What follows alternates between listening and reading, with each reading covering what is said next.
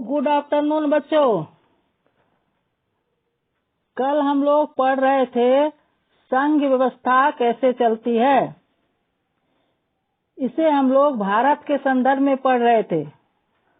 कल हम लोगों ने बात की थी कि भारतीय संघीय शासन व्यवस्था के 3 आधार हैं, जिसमें भाषाई राज, भाषा नीति और केंद्र राज्य संबंध।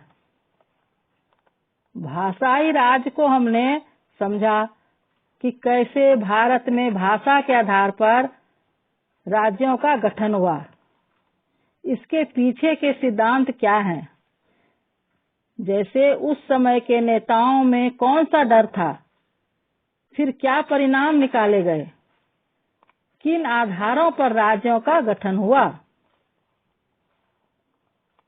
देखो बच्चों, जैसे कि मैंने आपको बताया था कि भाषा एक कारण हो सकता है राज्यों के गठन का, परंतु एक भाषा एक राज्य के सिद्धांत के आधार पर राज्यों का गठन नहीं हो सकता। क्यों? क्योंकि भारत में कहा जाता है एक कोस पर वाणी बदले 2 कोस पर पानी। समझे? फिर भी भारत में राज्यों के गठन हेतु भाषा को एक कारण माना गया है, जिससे कि भारत में संघ व्यवस्था अच्छे से काम कर सके। भाषाई राज इस बात का सूचक भी है। भारत सरकार ने लोगों की भावना को समझा और जब भी राज्यों का पुनर्गठन हुआ, सरकार की यही कोशिश रही कि एक भाषा बोलने वाले लोग एक राज्य में आ जाए। तो कुल मिलाकर मैंने एक पूरा कॉन्सेप्ट सिद्धांत दिया आप लोगों को कि भाषाई राज्य का निर्माण कैसे तथा किन किन आधारों पर हुआ। तो आज हम लोग संघीय शासन व्यवस्था कैसे चलती है के अंतर्गत भाषा नीति तथा केंद्र राज्य संबंध को समझेंगे।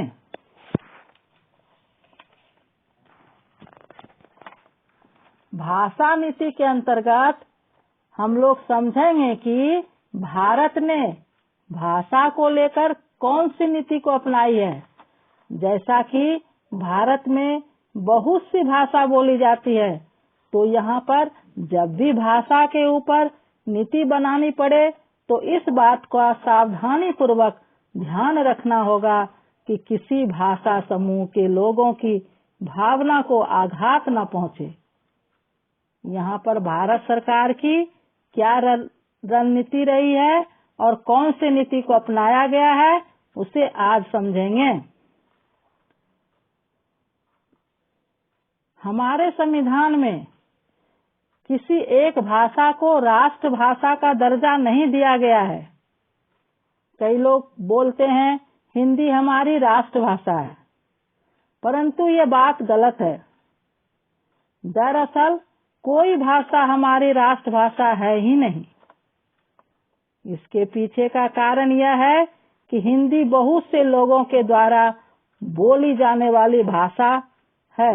मतलब 40% लोग हिंदी बोलते हैं, परंतु 60% लोग अलग अलग भाषा बोलते हैं, जैसे गुजराती, तमिल, तेलुगु आदि। इस तरह भारत में कई सारी भाषा बोली जाती है। जैसे कि भारत विविधता में एकता वाला देश है। यहाँ पर हर तरह की विविधता को सम्मानजनक दर्जा प्राप्त है। हर तरह की भावना का कद्र किया जाता है। इसलिए बच्चों, भारत में कोई राष्ट्रभाषा नहीं है। मतलब भारत के संविधान निर्माताओं ने इस बात को समझा कि कोई एक भाषा को पूरे देश में लागू नहीं किया जा सकता है। जैसा कि बांग्लादेश को ही देख लो। 1971 से पहले यह पाकिस्तान का हिस्सा था। इसे पूर्वी पाकिस्तान के नाम से जाना जाता था। जब पाकिस्तानी सरकार ने इस पर उर्दू भाषा को थोपा तो पूर्वी पाकिस्तान, जो आज का बांग्लादेश है, वहाँ पर विद्रोह होने लगा, क्योंकि वहाँ की अधिकांश जनसंख्या बांग्ला भाषा बोलती थी। विद्रोह इतना व्यापक स्तर पर हुआ कि पाकिस्तान 2 टुकड़ों में बट गया। 1971 में एक नया देश यानी बांग्लादेश बना। भारत के संविधान निर्माताओं ने इस बात को समझा कि एक भाषा को पूरे देश में लागू नहीं किया जा सकता है, इसलिए हिंदी को राष्ट्रभाषा का दर्जा नहीं दिया गया है, परंतु हिंदी एक राजभाषा है। राष्ट्रभाषा और राजभाषा दोनों अलग अलग चीज है। हिंदी राष्ट्रभाषा नहीं, परंतु हिंदी राजभाषा है। भारत सरकार के जितने भी कामकाज होते हैं, इन सारे कामकाज को करने के लिए हिंदी भाषा का प्रयोग किया जाता है। इस तरह से हिंदी एक राजभाषा है। मतलब ये भाषा राज्यों पर थोपा नहीं गया है कि आप अपने राज्य में सारे काम काज हिंदी भाषा में ही करेंगे। जैसे महाराष्ट्र के सरकार चाहे तो मराठी भाषा का प्रयोग अपने काम काज हेतु कर सकती है। मतलब सारे राज्यों को स्वायत्ता मिली है, वह अपने अपने राज्यों में वो जिस भाषा को चाहे अपने सरकारी काम हेतु प्रयोग में ला सकती है। इस प्रकार भारत ने अन्य भाषाओं को मान्यता दी है तथा इनके संरक्षण के अनेक उपाय भी किए हैं। संविधान में हिंदी के अलावा अन्य 21 भाषाओं को अनुसूचित भाषा का दर्जा दिया गया है। मतलब ये सारी ऐसी भाषा है जिसे सरकार प्रोत्साहित कर रही है। अगर कोई भारत का नागरिक है तो वह इनमें से किसी भाषा को चुन सकता है। मतलब कि वह केंद्र सरकार के किसी पद को पाने हेतु इन भाषाओं में से किसी एक को विकल्प के रूप में चुनकर सरकारी पद हेतु परीक्षा दे सकता है। मतलब जितने भी केंद्र स्तर की परीक्षा होती है, भाषा के रूप में इन 21 भाषा में से किसी एक भाषा को चुन सकते हैं। भारत सरकार ने भाषा नीति को बनाने में काफी उदारवादी दृष्टिकोण रखा है। राज्यों की भी अपनी राजभाषाएं हैं। जैसे कि मैंने आपको बताया कि राज्य चाहे तो अपने कामकाज में अपनी राजभाषा में कर सकती है। जैसा कि महाराष्ट्र सरकार अपना कामकाज मराठी भाषा में कर सकती है, इसी प्रकार भारत के अन्य राज्य भी कर सकती है। इस आधार पर कह सकते हैं कि भारत सरकार संघीय शासन व्यवस्था को बढ़ाने या सफल बनाने हेतु राज्यों को यह छूट प्रदान की है।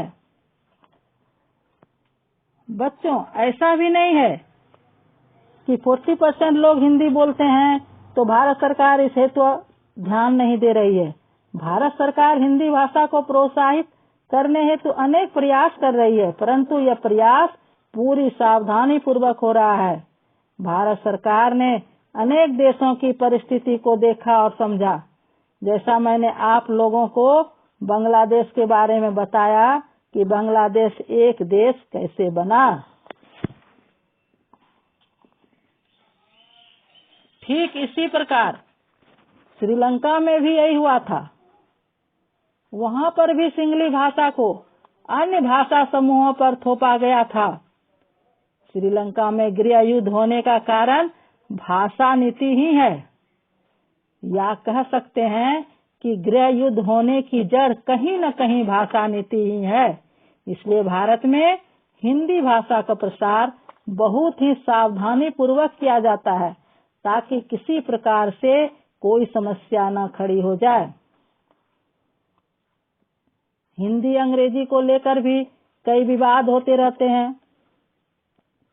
जैसा कि संविधान के अनुसार सरकारी कामकाज की भाषा के तौर पर अंग्रेजी का प्रयोग 1965 के बाद बंद हो जाना चाहिए। परंतु ये अब भी जारी है। भारत के दक्षिण राज्य में हिंदी नहीं बोली जाती है, पर यहाँ के लोगों को उत्तर भारत के साथ संपर्क तो रखना ही होगा, क्योंकि ये सभी भारत का हिस्सा है।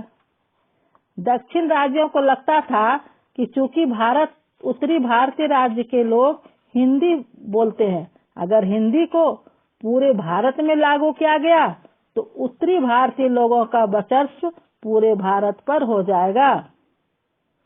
इसी डर के चलते तथा इसी आशंका को लेकर दक्षिण राज्य अंग्रेजी भाषा को सरकारी कामकाज में प्रयोग हेतु आंदोलन करते रहते हैं। दक्षिण भारतीय लोगों को अंग्रेजी भाषा का ज्ञान अच्छा खासा है, इसलिए भारत सरकार अपने कामकाज में हिंदी के अलावा अंग्रेजी भाषा का भी प्रयोग करती है। ऐसा भी नहीं है कि उत्तरी भारत के लोगों को अंग्रेजी भाषा का ज्ञान नहीं है, ये बस हिंदी भाषा को छोड़ना नहीं चाहते हैं। जैसा कि मैंने आप लोगों को बताया कि भारत सरकार हिंदी को बढ़ावा देने का भी कार्य कर रही है। जैसे हिंदी दिवस, सरकार के द्वारा हिंदी को प्रोत्साहन तो किया जाता है, परंतु यह थोपा नहीं जा रहा है। जैसे किसी तमिल भाषी को जबरदस्ती नहीं बोला जा रहा है कि उसे हिंदी बोलना ही पड़ेगा। उसके पास छूट है, वह जिस भाषा में चाहे उस भाषा का प्रयोग कर सकता है। इस प्रकार हिंदी का प्रसार तो किया जा रहा है, परंतु इसे थोपा नहीं जा रहा है।